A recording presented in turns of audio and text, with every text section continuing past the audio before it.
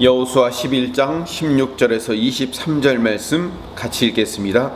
여호수아가 이같이 그 온 땅 곧 산지와 온 네겝과 고센 온 땅과 평지와 아라바와 이스라엘 산지와 평지를 점령하였으니 곧 세일로 올라가는 한락산에서부터 헤므론 산 아래 레바논 골짜기의 바알갓까지라. 그들의 왕들을 모두 잡아 쳐 죽였으며 여호수아가 그 모든 왕들과 싸운 지가 오랫동안이라.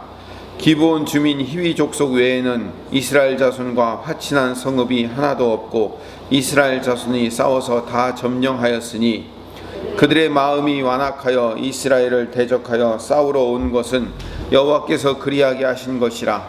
그들을 진멸하여 바치게 하여 은혜를 입지 못하게 하시고 여호와께서 모세에게 명령하신 대로 그들을 멸하려 하심이었더라.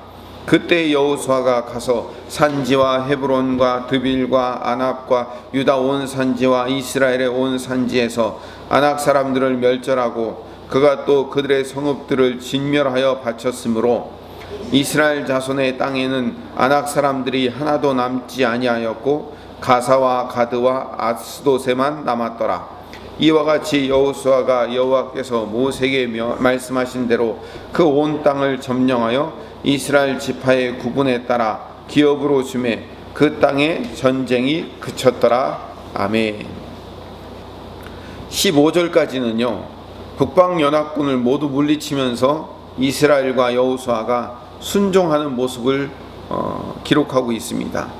하나님의 명령대로 점령하는 땅마다 철저하게 그 성들을 진멸하여 바치고, 헤렘이라고 말씀드렸습니다. 그리고 진멸하여 바치고 호흡이 있는 자는 하나도 남기지 않았습니다. 하나님 앞에서의 철저한 순종이었습니다. 이전에 아간이 했던 것과는 전혀 다른, 그래서 아이성이 실패했던 것과는 전혀 다른 순종의 삶을 살았던 겁니다. 그런데 이 순종의 열매가 아주 기가 막힙니다. 오늘 그 순종의 열매를 이야기하고 있는데 그게 21절과 22절 말씀입니다. 다시 한번 읽어볼까요? 21절 22절 말씀. 그때 여호수아가 가서 산지와 헤브론과 드빌과 아납과 유다 온 산지와 이스라엘의 온 산지에서 아낙 사람들을 멸절하고 그가 또 그들의 성읍들을 진멸하여 바쳤으므로 이스라엘 자손의 땅에는 아낙 사람들이 하나도 남지 아니하였고 가사와 가드와 아스돗에만 남았더라. 그 순종의 결과 열매로 이스라엘 땅에 살던 모든 아낙 자손들이 전부 다 멸절당한 거예요. 가사, 가드, 아스돗, 여기는 블레셋 땅이거든요. 블레셋 땅에만 남아있고 나머지는 모두 다 멸절당했다. 이건 엄청난 사건인 거예요. 아낙 사람들이 멸절당했다는 것은요 가히 상상도 할 수 없을 정도의 엄청난 사건입니다. 아낙 사람들이 누굴까요? 골리앗의 조상들이에요. 골리앗의 조상이 아낙 사람들이에요. 당시 가나안 땅에는요 아낙 사람들이 엄청나게 많았어요. 아까 읽었잖아요. 산지와 헤브론과 드빌과 아납과 유다 온 산지와 이스라엘 온 산지에 아낙 사람들이 살고 있었던 거예요. 그러니까 이스라엘의 각 지역의 아낙 사람들이 골고루 퍼져서 살고 있었던 거예요. 생각해 보세요. 골리앗 같은 사람들이 가나안 땅 전체에 골고루 퍼져서 살고 있다고 생각을 해봅시다. 엄청난 거잖아요. 사무엘상 17장으로 가보면 1장부터 4장 말씀에 사울왕 시대에 블레셋과 전투가 벌어집니다. 그때 블레셋의 장군으로 등장한 사람이 골리앗이었어요. 사무엘상 17장 4절에서 7절 말씀을 제가 읽어보겠습니다. 블레셋 사람들의 진영에서 싸움을 도두는 자가 왔는데 그의 이름은 골리앗이요 가드 사람이라. 가드, 그 아낙 사람들이 남아있던 땅이 가드잖아요. 그의 키는 6규빗이요 한 뼘이요 머리에는 놋 투구를 썼고 몸에는 비늘 갑옷을 입었으니 그 갑옷의 무게가 놋 5,000세겔이며 그 다리에는 놋 각반을 찼고 어깨 사이에는 놋 단창을 메었으니 그 창자루는 배틀채 같고 창날은 철 600세겔이며 방패 든 자가 앞서 행하더라. 어마어마한 거구, 한 3m 정도 돼요. 그런 거구가 지금 앞에 서 있으니까 이스라엘 백성들이 그 거구 앞에서 꼼짝을 못하는 거예요. 여기서 보면 이 골리앗을 가드 사람 골리앗이라고 불러요. 사울왕 시대에는 지금 이 골리앗 한 사람 때문에 지금 이스라엘 백성들 전체가 한 달 동안 꼼짝도 못하고 지금 숨어 있는 거예요. 사무엘상 17장 11절에 보면 사울과 온 이스라엘이 블레셋 사람의 이 말을 듣고 놀라 크게 두려워하니라.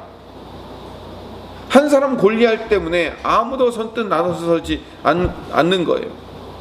심지어 골리앗이 매일같이 40일간 이스라엘과 그 하나님을 희롱해도 아무도 두려워서 싸우려 들지 않는 거예요. 그래서 사무엘상 17장 16절에 보면 그 블레셋 사람이 40일을 조석으로 나와서 몸을 나타내었더라. 이제 이 사건 다음에 다윗이 사울왕에게 내가 싸우겠습니다 라고 이야기하고 물맷돌 5개를 가지고 나가서 골리앗을 이기는 장면이 그 뒤에 등장하게 됩니다. 그런데 여러분, 여호수아 시대에는 산지와 헤브론과 드빌과 아납과 유다 산지와 이스라엘 온 산지에 아낙 사람들이 골고루 널리 퍼져 있는데 이 사람들을 어떻게 했다고요? 다 멸절, 해렘시켜 다 죽이고 그들이 들어가지 않은 블레셋 땅인 가드와 가사와 아스돗에만 남을 수 있었냐면 여호수아 시대 군사들은 그럼 사울왕 시대 군사들과 전혀 다른 사람들이에요? 아니죠. 똑같은 사람들이에요. 중요한 건 이거예요. 뭘 의지하는가, 누구를 의지하는가의 차이일 뿐이에요. 눈에 보이는 말과 병거를 의지하는가, 아니면 눈에 보이지 않는 하나님의 약속을 의지하는가, 이게 전쟁의 승패를 가르는 거예요. 우리 마음 가운데 전능하신 하나님이 골리앗보다 더 크신 분이라는 사실을 알고 있는 것, 그것을 믿고 있는 것, 이게 중요한 거죠. 문제는 두려움이에요. 여러분, 내 눈앞에 보이는 이 문제가 두려운 이유는 그 문제가 하나님보다 더 크다고 생각하기 때문에 그런 거예요. 우리는 늘 말로는 하나님을 신뢰하고 하나님의 약속을 믿고 하나님을 의지하고 있다고 말은 하는데 실상 문제가 닥치면 아유, 저런 문제를 어떻게 이겨나가 해결해, 하나님도 저건 불가능할 거야 라고 생각한단 말이에요. 그런데 이스라엘 백성들은요, 지금 여호수아 시대에 이스라엘 전체에 흩어져 사는 모든 아낙 자손들을 다 죽인 거예요. 하나님이 하셨기 때문에 그런 거예요. 그들이 한 게 아니에요. 하나님을 두려워하기 때문에 이기고 승리할 수 있었던 거예요. 하나님을 두려워한다, 이걸 경외라고 얘기하죠. 근데 그 시대 이후에 저 사울왕 시대로 내려가면 아낙 자손의 후예인 이 골리앗 한 사람 남았는데 이 한 사람을 놓고도 두려워하는 거예요. 그러니까 사울왕 시대에는 하나님을 경외하지 않았어요. 하나님을 두려워하지 않았단 말이에요. 오히려 눈에 보이는 골리앗을 두려워한 거죠. 눈에 보이지 않는 하나님이 아니라 눈에 보이는 골리앗을 더 무서워한 거죠. 다시 여호수아로 돌아가서 여호수아가 북쪽 연합군과의 전투가 시작될 때 제일 먼저 하나님이 여호수아에게 주신 말씀이 뭐냐면 여호수아 11장 6절에 그들로 말미암아 두려워하지 말라. 전쟁의 승패가 여호와 하나님께 달려 있으니까 그들이 메론 물가에 진치고 있어서 그 수가 해변에 모래 같고 말과 병거가 아무리 많을지라도 전능하신 하나님을 경외하는 자들에게는 문제가 되지 않는다라고 말씀하시고 출발하신 거예요. 근데 두려워서 실패한 예가 하나 더 있죠. 가장 두려움으로 말미암아 실패한 예가 가데스 바네아 사건이에요. 모세가 홍해를 가르고 10가지 재앙을 통하여서 이스라엘 백성들을 출애굽시켜서 광야로 끌고 나와서 시내산으로 올라가서 율법을 가르치고 율법을 가지고 와서 백성들에게 공포한 다음에 성막을 짓고 가나안 땅까지 들어갔어요. 이제 2년 걸렸어요. 2년. 시내산에서 1년 있었기 때문에 출애굽에서 2년. 그래서 2년 걸려서 가데스 바네아에서 이제 믿음으로 여호수아처럼 들어가면 되는 거예요. 하나님이 알아서 다 하실 거예요. 하나님이 여호수아 시대처럼 왕보를 보내주시고 우박을 내려주셔서 그들이 손도 안 댔는데 그냥 돌기만 하면 여리고성이 무너지고, 이런 일들 다 그때도 개혁해 놨어요. 모세 시대에도. 근데 가데스바네아라는 지역에 갔는데 거기를 통과하면 가나안 땅으로 들어갈 수 있어요. 저 40년 후에 동쪽으로 돌아가가지고 그 요단강을 건너지 않아요. 가데스바네아는 그냥 쭉 통과해 들어가면 되는 거예요. 근데 여기서 12정탐꾼을 보냈단 말이에요. 근데 그 12정탐꾼 중에서 10명이 40일 동안 정탐하고 돌아와서 하는 말이 뭐예요? 민수기 13장 28절에서 29절 말씀을 제가 읽어보겠습니다.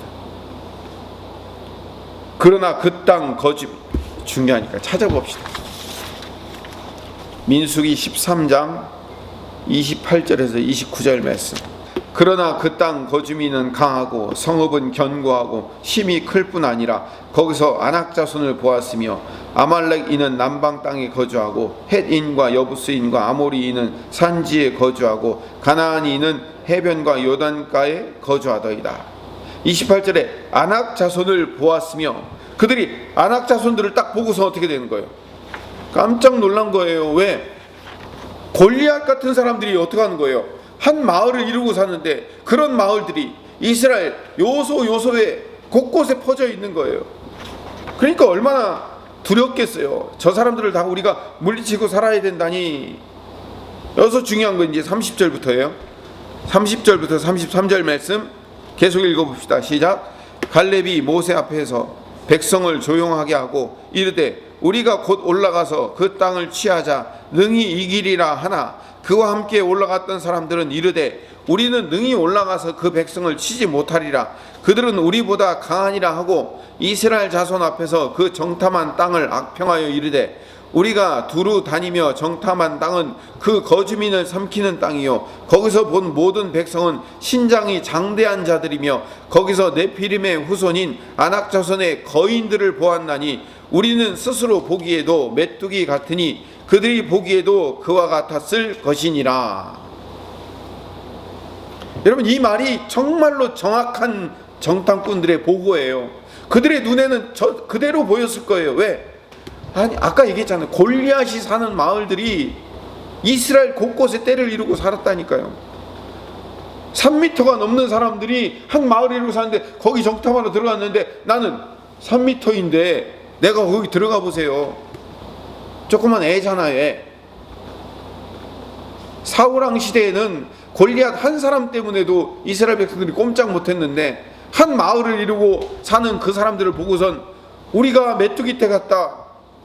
그들은 신장이 장대한 자들이며 네피림의 후손인 아낙 자손의 거인들을 보았다라고 얘기했을 때 그 얘기가 맞는 얘기예요. 맞긴 맞아요. 우리가 10명의 정탐꾼에게 손가락질할 이유가 없어요. 우리도 가나안 정탐꾼으로 들어갔다면 아마 그렇게 얘기했을 거예요. 그런 상황에 놓이면 똑같은 반응을 하게 되는 거예요. 우리의 인생의 문제에서도요, 골리앗 같은 아낙 자손들 같은 그런 거대한 문제들이 우리 눈앞에 닥치면요, 두려워하는 거예요. 이건 안 돼. 이건 안 돼. 라고 스스로 안 된다고 생각하고 내가 내 마음의 문을 먼저 닫는 거예요. 그래서 우리 인생의 문제를 봤을 때는 두려워하고 염려하고 슬퍼하고 낙담하고 실망하고 좌절하고 한탄하고 분노하고 절망하게 되는 거예요. 이스라엘 눈에 보이는 북방연합군의 모래와 같은 말, 병거, 그들의 눈에 보이는 많은 거인 족속들, 이들을 보는 사람들의 문제나 우리들의 문제나 똑같은 거예요. 여기서 우리가 깨달아야 될 것은 뭐냐면 세상의 문제를 두려워하는 것이 아니라 하나님을 두려워하는 것. 다시 말하면 하나님을 두려워한다는 말의 다른 말은 경외죠. 누구를 두려워할 것인가? 이게 중요한 거죠. 예수님의 말씀을, 우리 주님의 말씀을 의지해야 돼요. 세상을 두려워하는 것이 아니라 하나님을 경외하고 하나님을 두려워하는 인생이 되게 해달라고 이 아침에 기도하시는 하나님의 백성 되시기를 간절히 소망합니다. 기도 제목을 드리겠습니다. 김옥희 권사님의 회복을 위해서, 그리고 정중호 성도님 치유 받을 수 있도록 기도해 주시기 바랍니다. 속히 코로나 4차 유행이 멈춰질 수 있도록 기도하시고, 우리의 가정과 교회와 자녀들을 위해 기도하시다가 평안히 돌아가시도록 하겠습니다.